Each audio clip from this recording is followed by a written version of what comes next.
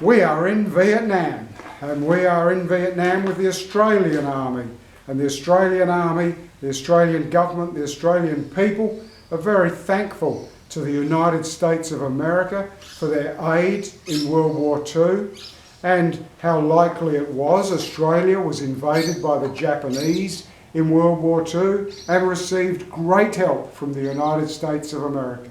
And so when the Vietnam conflict breaks out, Australia is very quick to aid the United States in the fight against the Red Peril, communism. So we're going to do other videos about the specifics of when Australia went where.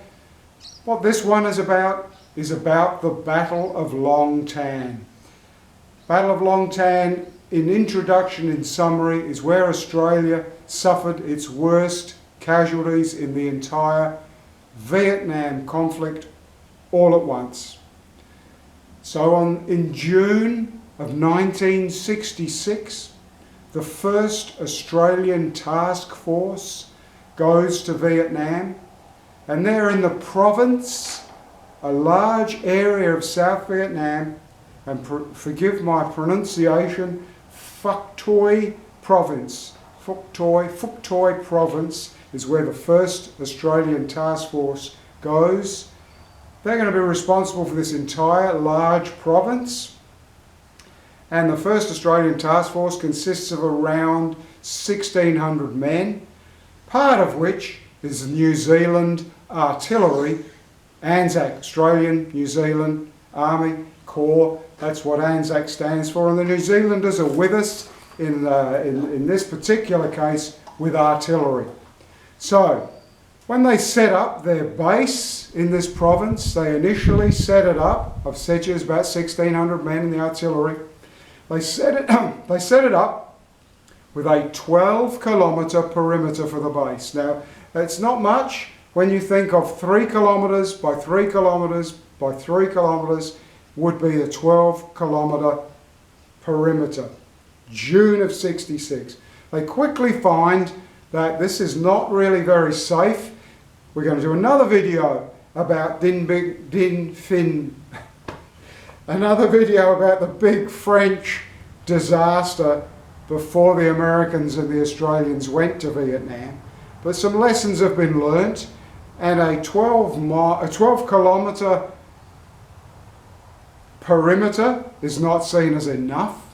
So what they do is from the perimeter they extend it out another 4,400 metres, and this is a fire-free zone. That means if you're within 4,400 metres of the perimeter of the base, the troops there have authority to open fire on you. They soon find that because of the weapons, the mortars and the recoilless rifles that the Viet Cong have, that's not enough. And they extend this to 10,000 metres. 10,000 metres. 10 kilometres from the base. Now, to make it a free fire zone where they're going to shoot at anyone, they uproot every local, every village, every hut, every hamlet, and those people are all moved outside that 10-kilometre area. This was not a good thing because it caused a lot of ill feeling and resentment by the locals. The locals didn't like the Viet Cong, they didn't want the Viet Cong, but imagine being ripped out of your home and moved simply because this was going to become an area that made it completely safe for the base. Righto, I've given you the background of the base in that province. A couple of kilometres from the base was a rubber plantation, and the rubber plantation was called Long Tan. That was the rubber plantation, and it was about 2 kilometres. I'm checking the wind because it's pretty damn windy. That was 2 kilometres from the base. Now you've got to remember this is 1966, and we're not much better with technology really from the end of World War II. So the rumour comes through I don't know if rumour's the right word, because it came through intelligence services, American and Australian intelligence services, that there was some movement of the Viet Cong, and the Viet Cong were planning a major attack on the Australian base. The intelligence said that the 275th Viet Cong Regiment, consisting of 2,000 men, was coming to attack the base, and that they were accompanied by the D445 Battalion of the North Vietnamese Army of 550 men. It had been believed that these troops were poorly armed, that they only had old bolt-action rifles. But it's found that whenever Viet Cong are shot, killed, captured at this stage, they have actually got machine guns and they've got modern weapons. So there's some concern there's going to be a major attack on the base, and they send a number of patrols out to see if they can find the Viet Cong. Now this might sound like a bit of madness. If you remember, the base was only established in June of 66. They're starting to build up the base, and we have now come to August, and they think there's over they think there's over 2,000 North Vietnamese coming to the base. That's probably got 1,800 men. It's a worry. What happened is they've set up the base. They've heard these rumours about 2,500 Viet Cong coming to attack the base. They don't know what's true, what's not true. It's certainly a very large force. And then during the night of the 16th and the 17th of August, all is well, all is quiet, and suddenly out of nowhere a massive bombardment of the base takes place. Mortar fire, recoilless rifle fire, and it seems like even howitzer fire is coming from inside that 10-kilometre cleared zone and is firing on the base and causing injuries, and only one death, but is causing injuries. So what happens is the New Zealand artillery retaliates. How do they retaliate? Their range-finding equipment has all broken down, and they have to use good old men with compasses, taking bearings, cross-referencing, and firing at the flashes that have been, the bearings have been taken by compass at the flashes, and the New Zealand artillery opens up at where this was coming from. Massive bombardment back at the North Vietnamese, the Viet Cong, and it stops the fire from the enemy onto the base. Stops. They think they've been successful. They want to send out patrols to find where the firing came from, and if there's bodies, how many they managed to kill in the retaliation back at the Viet Cong. So they send out these C companies, these patrols go out, and what they do find, they find the pits, they find where they were set up, they find that this confirms they were using mortars and recoilless rifles, and they find one really old World War II Japanese howitzer, 80mm, that the Viet Cong had put into service for that particular fight against the Australian base. What they also find is bandages, bloodied bandages, discarded clothing, bloody clothing, and signs that wounded have been removed on carts, either hand-drawn or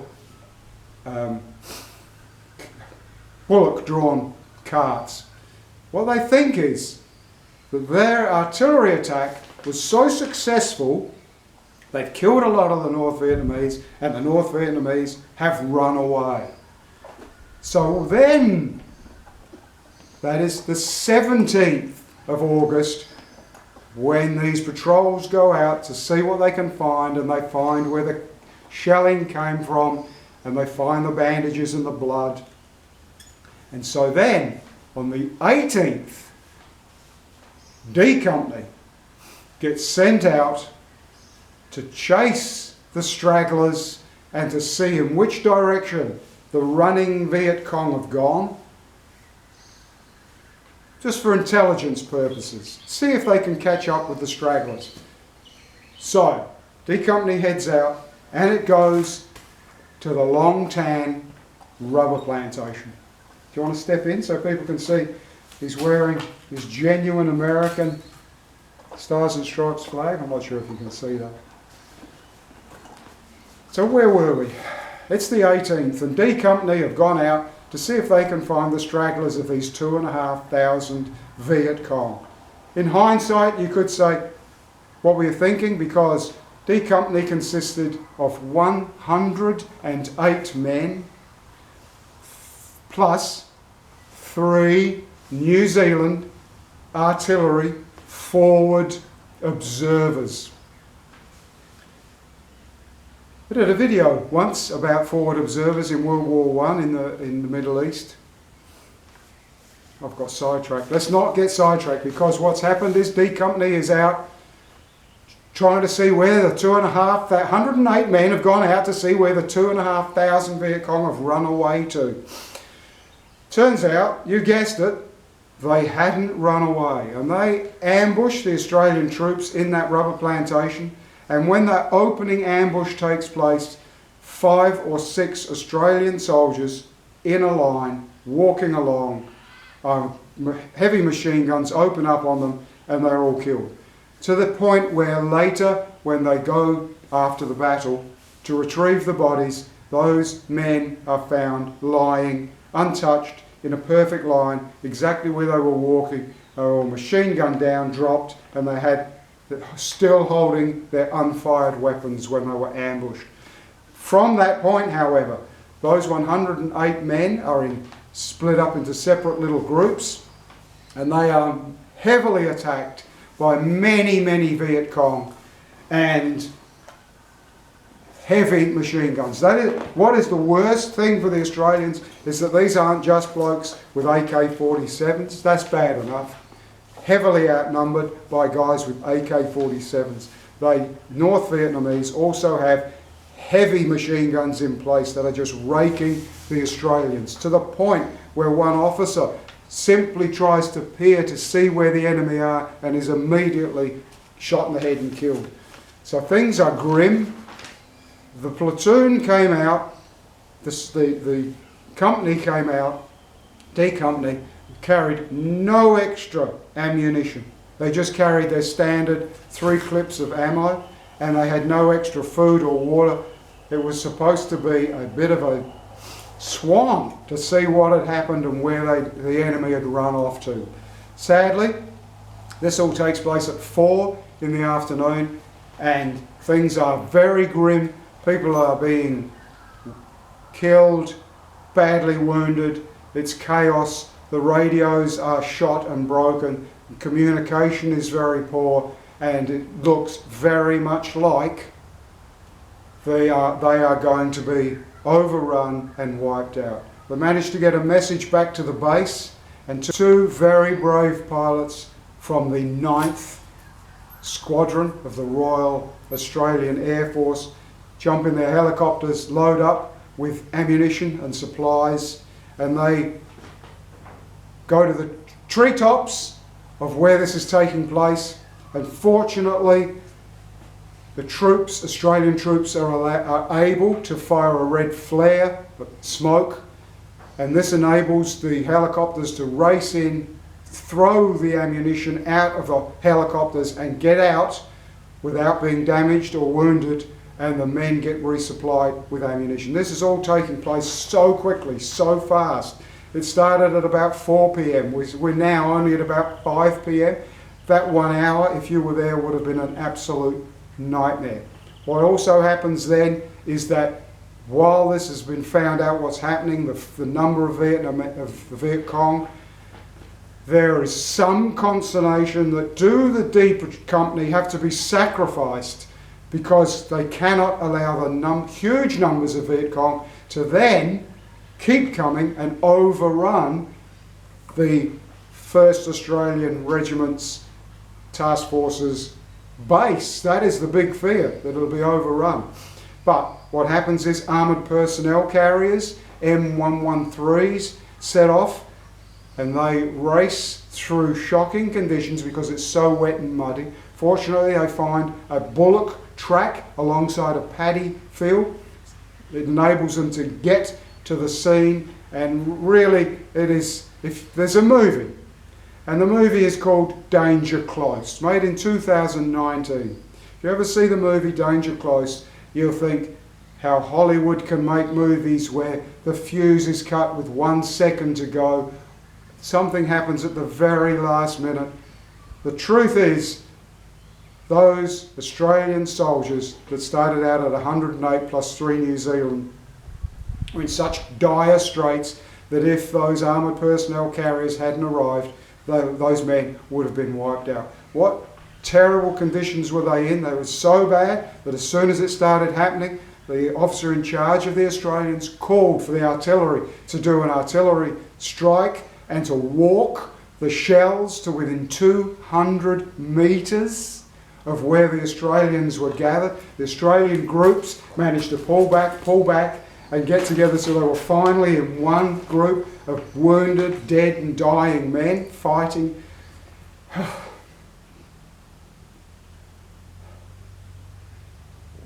So they managed to call for artillery. The artillery's dropping within 200 walks to within 200 metres of them. Things are so bad that the officer in charge says, we are about to be overrun. We are all going to be killed. Drop the artillery on us. The only hope we have is if you start dropping the artillery on us. This is the New Zealand artillery, remember? And they refuse, the officer in charge of the artillery refuses to drop the artillery right on the Australians, but shells explode within 50 metres of the Australian troops. You imagine, you go out and step out 50 metres and see how close those artillery shells were landing, and then the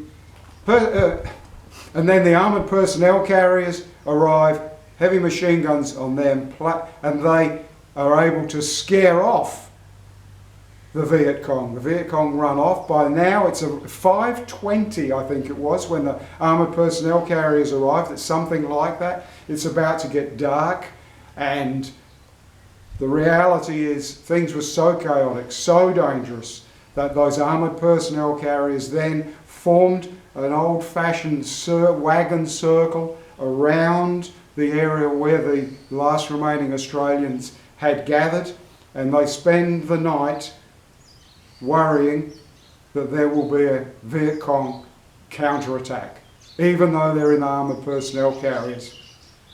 Turns out, when daybreak comes, the Viet Cong have disappeared. They've slunk off into the jungle, and the extra troops, more troops come, and they look for bodies, they look for wounded.